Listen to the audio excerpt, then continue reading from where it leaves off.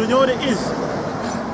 It kind of like expecting like a cat to bark. It's not gonna happen. Like, you know what I mean? It's like it's kind of like expecting a cat to bark. It's not gonna happen. It's the same from these two thirds. They're just not gonna get it. It don't matter what you do. It don't matter if you stuff it down the throat or starve them out. They ain't gonna get it.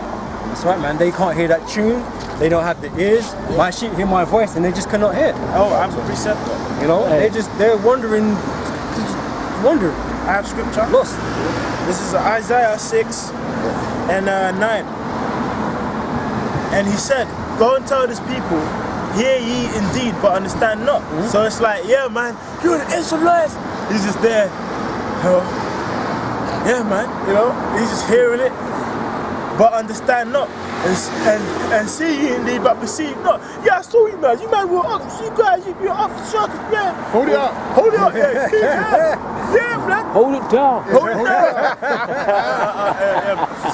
Yeah, peace and knowledge. Yeah. Peace, blessing, and guidance. Yeah, guidance. Make the heart of these people fat. You fat bastards. You know? And make their ears heavy. So that imagine having someone with like a tumor in his ear. Imagine having someone with a tumor in his head. Like, he can't hear nothing. Look at this Greek, you know? So someone, come on, man. Anyway, make the heart of the people fat, make their ears heavy, and shut their eyes. Yeah, so it's kind of like having a blind person. His eyes are open, yeah? But he can't see, but you know? Man got tunnel vision, man. You can't see everything, and he's just like, Spiritually, they're dead. You know? And the only bones that can live are the ones mixed with faith, man. Yeah. And that's the brothers who you see teaching, man. Those other ones that are teaching some other gospel, that's because they don't want to labor. And first, they don't want to labor to find, you know, seek the truth. Because they can't. You know? But they spiritually it's discerned to them. But they can't get it. You know?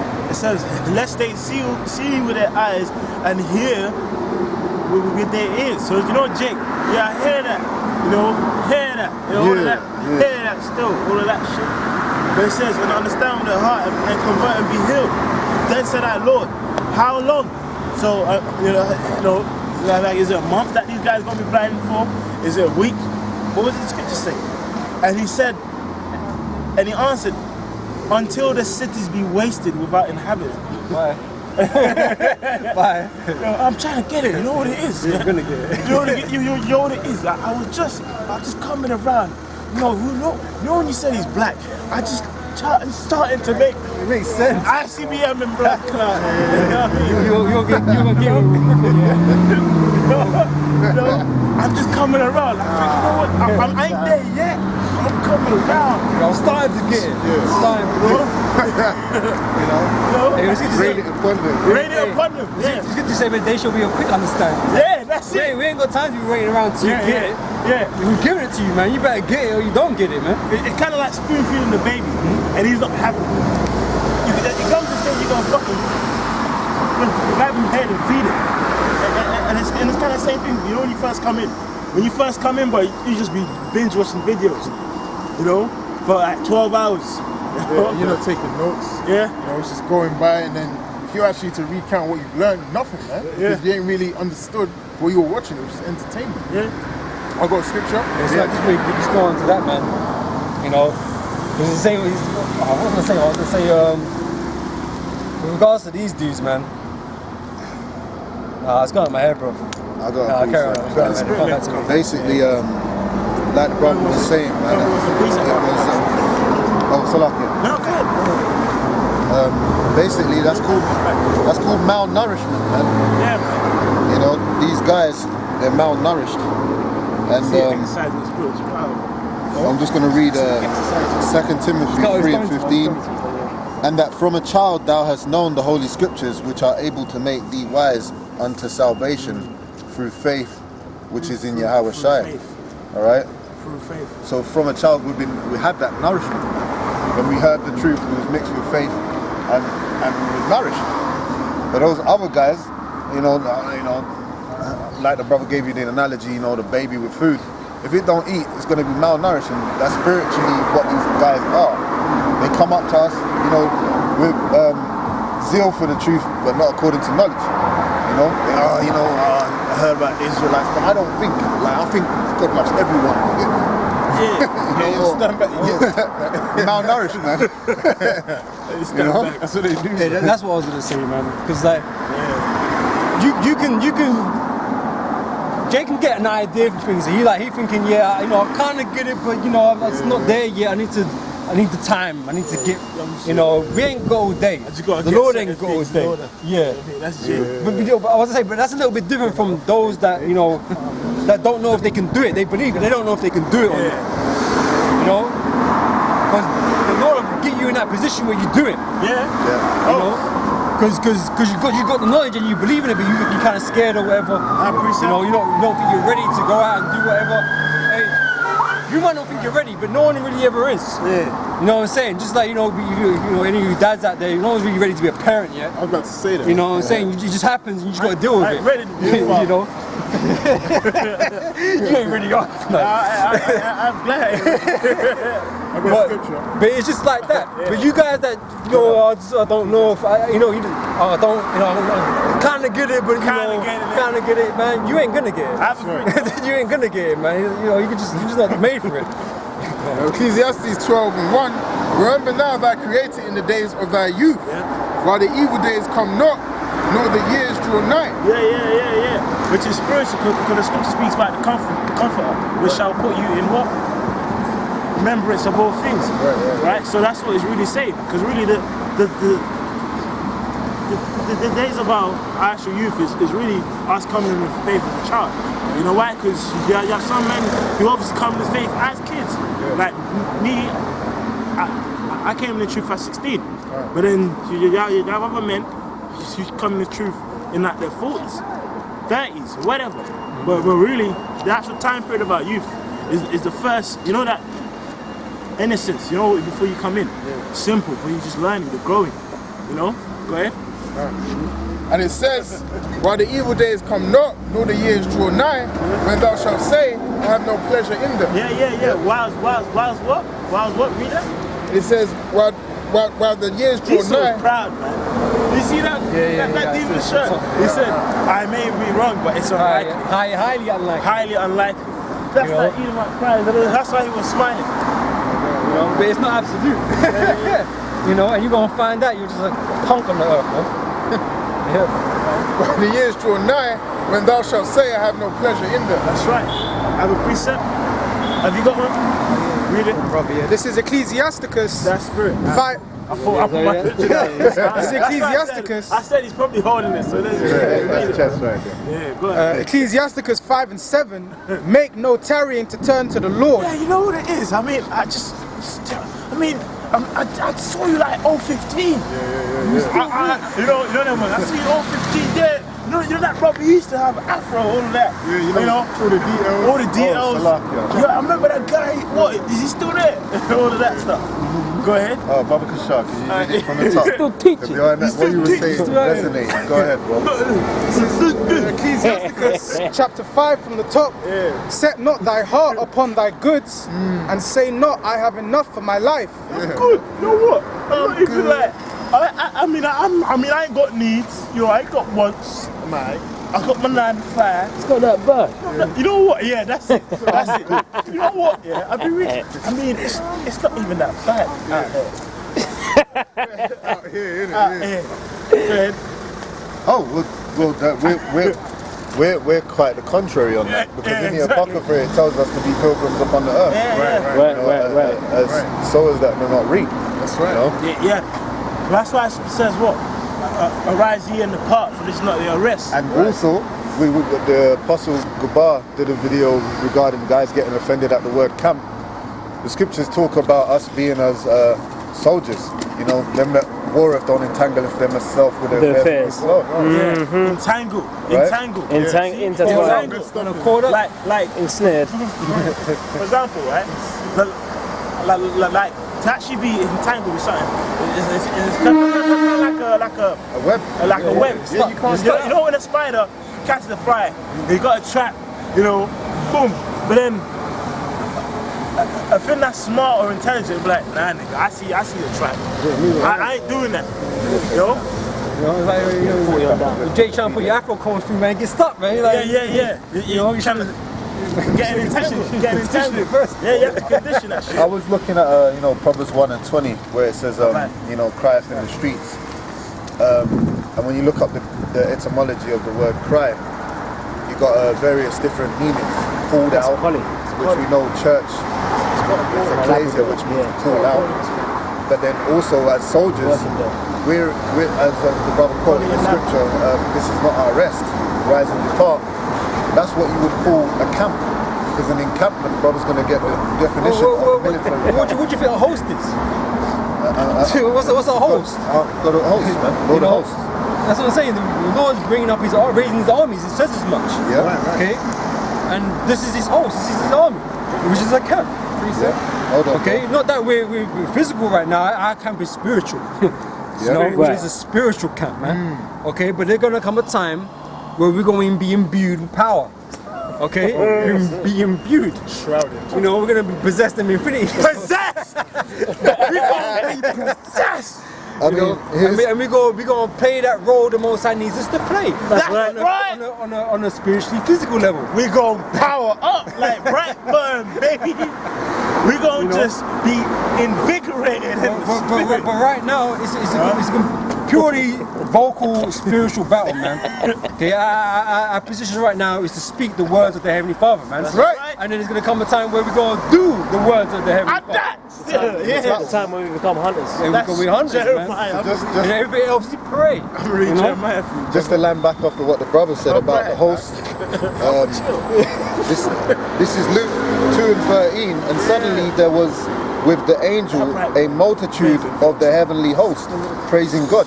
We're just talking about the spirits in the spirit world, man, the angels, right? But then there's a heavenly host, army, and then we're the foot soldiers, man. All right? And part of our duty is to go out on the highways and hedges and sigh and cry, all right? Which the definition of cry, you've got it here, which is word or phrase used in battle. And what we're crying is the scriptures, man. You've got another one here. Ooh, hold on a minute. Roaring and shouting. If I could just add to the point, there's a scripture said, if the trumpet give an uncertain sound, how should the people make themselves ready for the battle? Well, that's another point I was going to make. Oh, because, luck. it says here, demanding attention. So rise your voice up, lift your voice up like a trumpet. The trumpet demands attention. Khan, that's right. You know? You know? And basically, Brother Kashak, could you read the definition of military camp? Just the first sentence. A military camp, or bivouac, is a semi-permanent facility. Semi-permanent facility. Rise and depart, for this is not your rest. Semi-permanent. Alright? Because there's going to be a famine of the word, and we ain't going to be out here prophesying anymore. We're going to be, you know, we're going to be fishers, and then we're going to be many hunters, man. Have a precept? Go ahead, continue that last For the lodging of an army. Camps For the lodging of an army. Lord of hosts. Are we not the hosts on the highways and hedges? Right. So the language, you could use street teaching, you know, street ministry. You can use church, which means to call out, which is another definition of cry. Or you can call it camp, because it's synonymous and fitting for the occupation that we're doing. Have a precept. Go ahead, This is bro. Revelation Revelation 11 and 11, right? And after 3 days and a half, the spirit of life from God entered into them, and they stood upon their feet, and great fear fell upon them who saw them. Yeah. Now, are we spiritually his army? Of course, you know, at war. The actual scripture says that we're at a spiritual war. So if we're at spiritual war, that means we're in the spiritual camp. Yeah, You yeah. know? Another So precept. we ain't got all the camera and all that kind of shit with the fucking AKs and.